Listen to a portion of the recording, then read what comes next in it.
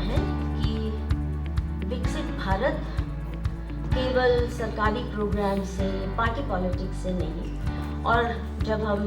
स्त्रियों की विशेषकर बात करते हैं या अधिकारों की बात करते हैं तो पार्टी पॉलिटिक्स से हटकर और सरकारी पॉलिसी से हटकर समाज क्या कर रहा है और उसका क्या असर हो रहा है उस पर ध्यान देना ज़रूरी है। और मेरा ये विश्वास है कि आप सब मानेंगे कि विकसित भारत की अगर हमने बात करनी है तो हमारा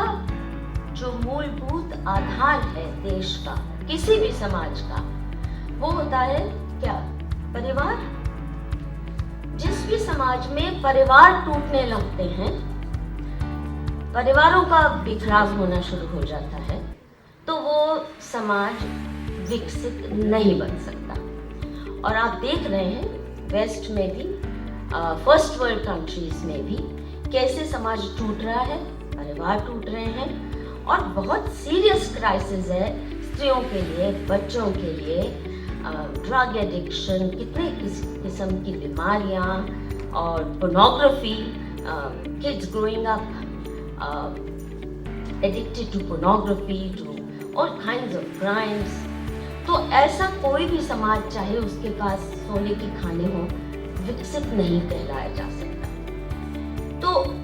ये भी मेरा मानना है और मुझे लगता है कि आप सब इससे सहमत होंगे कि जो भी देश या जो भी समाज ये भी नहीं तय कर सकता कि उसकी अर्थव्यवस्था के कानून कैसे हों, उसके सामाजिक लेन देन के कानून कैसे हों, उस देश के परिवार किन मापदंडों और मूल्यों पे खुद को चलाए, तो ऐसा देश क्या आप मानेंगे स्वतंत्र कहलाया जा सकता है जिसके कानून भी कहीं बाहर से बन के आ रहे हों, विशेषकर परिवार संबंधी कानून। तो ये जो एक मानसिकता बन गई है कि कानून जो सरकार ने बनाया, और मैं आपको फिर दोबारा से याद दिलाना चाहूँगी कि मैं किसी पार्टी विशेष की बात नहीं कर रही, किसी सरकार विशेष की बात नहीं कर रही। मैं जो 1947 के बाद से एक पूरी प्रक्रिया चली है, I am talking about that entire trend which is we as a society have completely surrendered ourselves to the wisdom of whatever comes from the सरकार। अब सरकार की हम सोचते हैं कि सरकार को हमने चुना है तो इसका मतलब ठीक ही कानून बनते होंगे, परंतु इस पे मैंने क्योंकि पिछले 45 साल से बहुत कुछ लिखा है, अध्ययन किया है, कानूनों का विशेषकर बहुत बारीकी से अध्ययन किया है, उनके बारे में विश्लेषण करके वार्निंग दी है,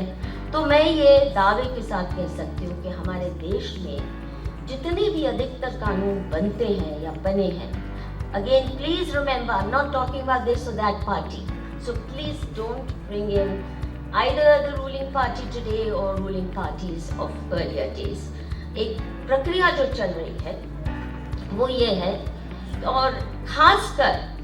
पिछले कुछ दशकों में तो आप सब लोग जानते भी होंगे जितने भी कानून आए हैं उनकी शुरुआत कौन करता है?